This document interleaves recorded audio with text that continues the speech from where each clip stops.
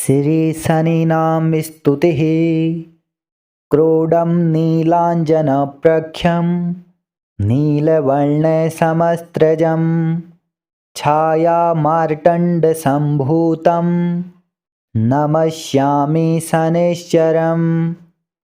नमोऽर्कपुत्राय शनैश्चराय निहारवर्णाञ्जनमेचकाय श्रुत्वा रहस्यं भवकामदस्य फलप्रदो मे भव सूर्यपुत्र। नमोऽस्तु प्रेतराजाय कृष्णदेहाय वै नमः। शनैश्चराय क्रूराय शुद्धबुद्धिप्रदायिने य एभिर्नामभिः स्तौते तस्य तुष्टो भवाम्यहं। मदीयं तु भयं तस्य स्वप्नेऽपि न भविष्यति। क्रोडं नीलाञ्जनप्रख्यं नीलवर्णसमस्त्रजं छायामार्तण्डसम्भूतं नमस्यामि शनैश्चरम्। नमोऽर्कपुत्राय शनैश्चराय निहारवर्णाञ्जनमेचकाय श्रुत्वा रहस्यं भवकामदस्य फलप्रदो मे भव सूर्यपुत्र। नमोऽस्तु प्रेतराजाय कृष्णदेहाय वै नमः। शनैश्चराय क्रूराय शुद्धबुद्धिप्रदायिने य एभिर्नामभिः स्तौते तस्य तुष्टो भवाम्यहं। मदीयं तु भयं तस्य स्वप्नेऽपि न भविष्यति। क्रोडं नीलाञ्जनप्रख्यं नीलवर्णसमस्त्रजं छायामार्तण्डसम्भूतं नमस्यामि शनैश्चरम्। नमोऽर्कपुत्राय शनैश्चराय निहारवर्णाञ्जनमेचकाय श्रुत्वा रहस्यं भवकामदस्य फलप्रदो मे भव सूर्यपुत्र। नमोऽस्तु प्रेतराजाय कृष्णदेहाय वै नमः। शनैश्चराय क्रूराय शुद्धबुद्धिप्रदायिने य एभिर्नामभिः स्तौते तस्य तुष्टो भवाम्यहं। मदीयं तु भयं तस्य स्वप्नेऽपि न भविष्यति। क्रोडं नीलाञ्जनप्रख्यं नीलवर्णसमस्त्रजं छायामार्तण्डसम्भूतं नमस्यामि शनैश्चरम्। नमोऽर्कपुत्राय शनैश्चराय निहारवर्णाञ्जनमेचकाय श्रुत्वा रहस्यं भवकामदस्य फलप्रदो मे भव सूर्यपुत्र। नमोऽस्तु प्रेतराजाय कृष्णदेहाय वै नमः। शनैश्चराय क्रूराय शुद्धबुद्धिप्रदायिने य एभिर्नामभिः स्तौते तस्य तुष्टो भवाम्यहं। मदीयं तु भयं तस्य स्वप्नेऽपि न भविष्यति। क्रोडं नीलाञ्जनप्रख्यं नीलवर्णसमस्त्रजं छायामार्तण्डसम्भूतं नमस्यामि शनैश्चरम्। नमोऽर्कपुत्राय शनैश्चराय निहारवर्णाञ्जनमेचकाय श्रुत्वा रहस्यं भवकामदस्य फलप्रदो मे भव सूर्यपुत्र। नमोऽस्तु प्रेतराजाय कृष्णदेहाय वै नमः। शनैश्चराय क्रूराय शुद्धबुद्धिप्रदायिने य एभिर्नामभिः स्तौते तस्य तुष्टो भवाम्यहं मदीयं तु भयं तस्य स्वप्नेऽपि न भविष्यति। क्रोडं नीलाञ्जनप्रख्यं नीलवर्णसमस्त्रजं छायामार्तण्डसम्भूतं नमस्यामि शनैश्चरम्।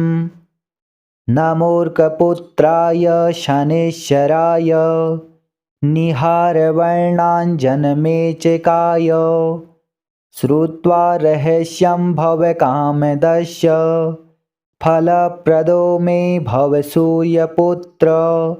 नमोऽस्तु प्रेतराजाय कृष्णदेहाय वै नमः शनैश्चराय क्रूराय शुद्धबुद्धिप्रदायिने।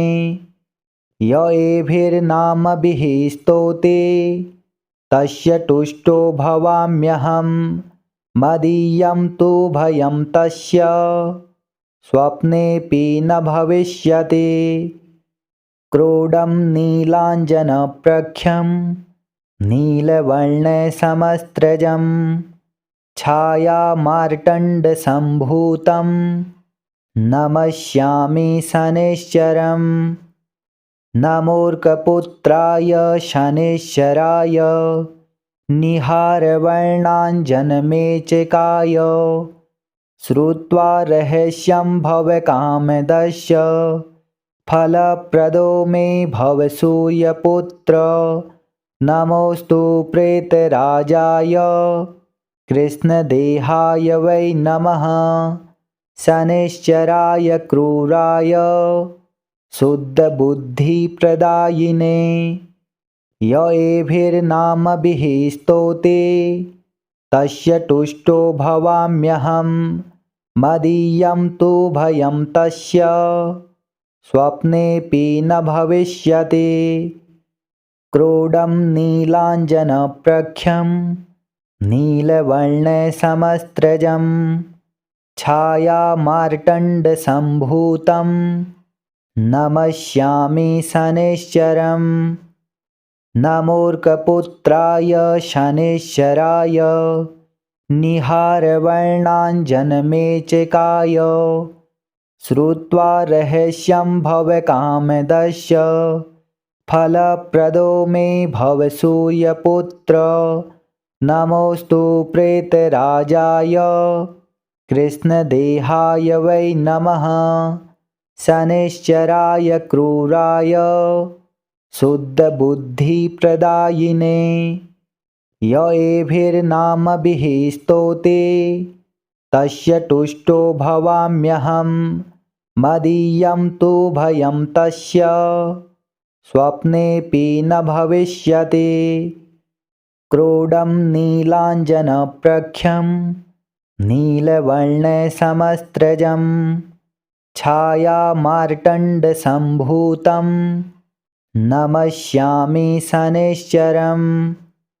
नमोऽर्कपुत्राय शनैश्चराय निहारवर्णाञ्जनमेचकाय श्रुत्वा रहस्यं भवकामदस्य फलप्रदो मे भव सूर्यपुत्र। नमोऽस्तु प्रेतराजाय कृष्णदेहाय वै नमः शनैश्चराय क्रूराय शुद्धबुद्धिप्रदायिने। य एभिर्नामभिः स्तौते तस्य तुष्टो भवाम्यहं मदीयं तु भयं तस्य स्वप्नेऽपि न भविष्यति। क्रोडं नीलाञ्जनप्रख्यं नीलवर्णसमस्त्रजं छायामार्तण्डसम्भूतं नमस्यामि शनैश्चरम्। नमोऽर्कपुत्राय शनैश्चराय निहारवर्णाञ्जनमेचकाय श्रुत्वा रहस्यं भवकामदस्य फलप्रदो मे भव सूर्यपुत्र। नमोऽस्तु प्रेतराजाय कृष्णदेहाय वै नमः शनैश्चराय क्रूराय शुद्धबुद्धिप्रदायिने य एभिर्नामभिः स्तौते तस्य तुष्टो भवाम्यहं मदीयं तु भयं तस्य स्वप्नेऽपि न भविष्यति क्रोडं नीलाञ्जनप्रख्यं नीलवर्णसमस्त्रजं छायामार्तण्डसम्भूतं नमस्यामि शनैश्चरम् नमोऽर्कपुत्राय शनैश्चराय निहारवर्णाञ्जनमेचकाय श्रुत्वा रहस्यं भवकामदस्य फलप्रदो मे भव सूर्यपुत्र नमोऽस्तु प्रेतराजाय कृष्णदेहाय वै नमः शनैश्चराय क्रूराय शुद्धबुद्धिप्रदायिने य एभिर्नामभिः स्तौते तस्य तुष्टो भवाम्यहं मदीयं तु भयं तस्य स्वप्नेऽपि न भविष्यति क्रोडं नीलाञ्जनप्रख्यं नीलवर्णसमस्त्रजं छायामार्तण्डसम्भूतं नमस्यामि शनैश्चरम् नमोऽर्कपुत्राय शनैश्चराय निहारवर्णाञ्जनमेचकाय श्रुत्वा रहस्यं भवकामदस्य फलप्रदो मे भव सूर्यपुत्र नमोऽस्तु प्रेतराजाय कृष्णदेहाय वै नमः शनैश्चराय क्रूराय शुद्धबुद्धिप्रदायिने य एभिर्नामभिः स्तौते तस्य तुष्टो भवाम्यहं मदीयं तु भयं तस्य स्वप्नेऽपि न भविष्यति क्रोडं नीलाञ्जनप्रख्यं नीलवर्णसमस्त्रजं छायामार्तण्डसम्भूतं नमस्यामि शनैश्चरम् नमोऽर्कपुत्राय शनैश्चराय निहारवर्णाञ्जनमेचकाय श्रुत्वा रहस्यं भवकामदस्य फलप्रदो मे भव सूर्यपुत्र नमोऽस्तु प्रेतराजाय कृष्णदेहाय वै नमः शनैश्चराय क्रूराय शुद्धबुद्धिप्रदायिने य एभिर्नामभिः स्तौते तस्य तुष्टो भवाम्यहं मदीयं तु भयं तस्य स्वप्नेऽपि न भविष्यति क्रोडं नीलाञ्जनप्रख्यं नीलवर्णसमस्त्रजं छायामार्तण्डसम्भूतं नमस्यामि शनैश्चरम् नमोऽर्कपुत्राय शनैश्चराय निहारवर्णाञ्जनमेचकाय श्रुत्वा रहस्यं भवकामदस्य फलप्रदो मे भव सूर्यपुत्र नमोऽस्तु प्रेतराजाय कृष्णदेहाय वै नमः शनैश्चराय क्रूराय शुद्धबुद्धिप्रदायिने य एभिर्नामभिः स्तौते तस्य तुष्टो भवाम्यहं मदीयं तु भयं तस्य स्वप्नेऽपि न भविष्यति क्रोडं नीलाञ्जनप्रख्यं नीलवर्णसमस्त्रजं छायामार्तण्डसम्भूतं नमस्यामि शनैश्चरम् नमोऽर्कपुत्राय शनैश्चराय निहारवर्णाञ्जनमेचकाय श्रुत्वा रहस्यं भवकामदस्य फलप्रदो मे भव सूर्यपुत्र नमोऽस्तु प्रेतराजाय कृष्णदेहाय वै नमः शनैश्चराय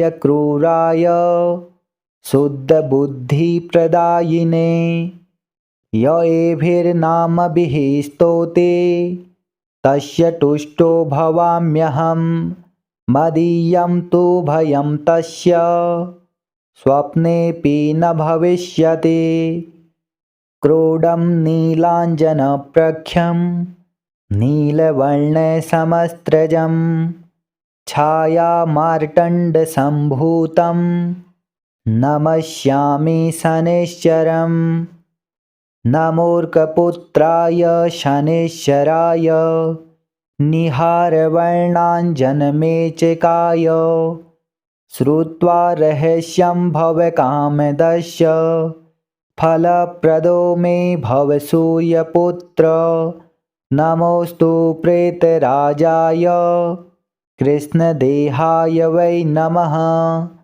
शनैश्चराय क्रूराय शुद्धबुद्धिप्रदायिने य एभिर्नामभिः स्तौते तस्य तुष्टो भवाम्यहं मदीयं तु भयं तस्य स्वप्नेऽपि न भविष्यति क्रोडं नीलाञ्जनप्रख्यं नीलवर्णसमस्त्रजं छायामार्तण्डसम्भूतं नमस्यामि शनैश्चरं नमोऽर्कपुत्राय शनैश्चराय निहारवर्णाञ्जनमेचकाय श्रुत्वा रहस्यं भवकामदस्य फलप्रदो मे भव सूर्यपुत्र नमोऽस्तु प्रेतराजाय कृष्णदेहाय वै नमः शनैश्चराय क्रूराय शुद्धबुद्धिप्रदायिने य एभिर्नामभिः स्तौते तस्य तुष्टो भवाम्यहं मदीयं तु भयं तस्य स्वप्नेऽपि न भविष्यति क्रोडं नीलाञ्जनप्रख्यं नीलवर्णसमस्त्रजं छायामार्तण्डसम्भूतं नमस्यामि शनैश्चरं नमोऽर्कपुत्राय शनैश्चराय निहारवर्णाञ्जनमेचकाय श्रुत्वा रहस्यं भवकामदस्य फलप्रदो मे भव सूर्यपुत्र नमोऽस्तु प्रेतराजाय कृष्णदेहाय वै नमः शनैश्चराय क्रूराय शुद्धबुद्धिप्रदायिने य एभिर्नामभिः स्तौते तस्य तुष्टो भवाम्यहं मदीयं तु भयं तस्य स्वप्नेऽपि न भविष्यति क्रोडं नीलाञ्जनप्रख्यं नीलवर्णसमस्त्रजं छायामार्तण्डसम्भूतं नमस्यामि शनैश्चरं नमोऽर्कपुत्राय शनैश्चराय निहारवर्णाञ्जनमेचकाय श्रुत्वा रहस्यं भवकामदस्य फलप्रदो मे भव सूर्यपुत्र नमोऽस्तु प्रेतराजाय कृष्णदेहाय वै नमः शनैश्चराय क्रूराय शुद्धबुद्धिप्रदायिने य एभिर्नामभिः स्तौते तस्य तुष्टो भवाम्यहं मदीयं तु भयं तस्य स्वप्नेऽपि न भविष्यति क्रोडं नीलाञ्जनप्रख्यं नीलवर्णसमस्त्रजं छायामार्तण्डसम्भूतं नमस्यामि शनैश्चरम् न मूर्खपुत्राय शनैश्चराय निहारवर्णाञ्जनमेचकाय श्रुत्वा रहस्यं भवकामदस्य फलप्रदो मे भव सूर्यपुत्र नमोऽस्तु प्रेतराजाय कृष्णदेहाय वै नमः शनैश्चराय क्रूराय शुद्धबुद्धिप्रदायिने य एभिर्नामभिः स्तौते तस्य तुष्टो भवाम्यहं मदीयं तु भयं तस्य स्वप्नेऽपि न भविष्यति क्रोडं नीलाञ्जनप्रख्यं नीलवर्णसमस्त्रजं छायामार्तण्डसम्भूतं नमस्यामि शनैश्चरम् न मूर्खपुत्राय शनैश्चराय निहारवर्णाञ्जनमेचकाय श्रुत्वा रहस्यं भवकामदस्य फलप्रदो मे भव सूर्यपुत्र नमोऽस्तु प्रेतराजाय कृष्णदेहाय वै नमः शनैश्चराय क्रूराय शुद्धबुद्धिप्रदायिने य एभिर्नामभिः स्तौते तस्य तुष्टो भवाम्यहं मदीयं तु भयं तस्य स्वप्नेऽपि न भविष्यति क्रोडं नीलाञ्जनप्रख्यं नीलवर्णसमस्त्रजं छायामार्तण्डसम्भूतं नमस्यामि शनैश्चरम् न मूर्खपुत्राय शनैश्चराय निहारवर्णाञ्जनमेचकाय श्रुत्वा रहस्यं भवकामदस्य फलप्रदो मे भव सूर्यपुत्र नमोऽस्तु प्रेतराजाय कृष्णदेहाय वै नमः शनैश्चराय क्रूराय शुद्धबुद्धिप्रदायिने य एभिर्नामभिः स्तौते तस्य तुष्टो भवाम्यहं मदीयं तु भयं तस्य स्वप्नेऽपि न भविष्यति क्रोडं नीलाञ्जनप्रख्यं नीलवर्णसमस्त्रजं छायामार्तण्डसम्भूतं नमस्यामि शनैश्चरम् न मूर्खपुत्राय शनैश्चराय निहारवर्णाञ्जनमेचकाय श्रुत्वा रहस्यं भवकामदस्य फलप्रदो मे भव सूर्यपुत्र नमोऽस्तु प्रेतराजाय कृष्णदेहाय वै नमः शनैश्चराय क्रूराय शुद्धबुद्धिप्रदायिने य एभिर्नामभिः स्तौते तस्य तुष्टो भवाम्यहं मदीयं तु भयं तस्य स्वप्नेऽपि न भविष्यति क्रोडं नीलाञ्जनप्रख्यं नीलवर्णसमस्त्रजं छायामार्तण्डसम्भूतं नमस्यामि शनैश्चरम् न मूर्खपुत्राय शनैश्चराय निहारवर्णाञ्जनमेचकाय श्रुत्वा रहस्यं भवकामदस्य फलप्रदो मे भव सूर्यपुत्र नमोऽस्तु प्रेतराजाय कृष्णदेहाय वै नमः शनैश्चराय क्रूराय शुद्धबुद्धिप्रदायिने य एभिर्नामभिः स्तौते तस्य तुष्टो भवाम्यहं मदीयं तु भयं तस्य स्वप्नेऽपि न भविष्यति शिरे भविष्यपुराणे श्रीशनीनां स्तुतिः सम्पूर्णम्।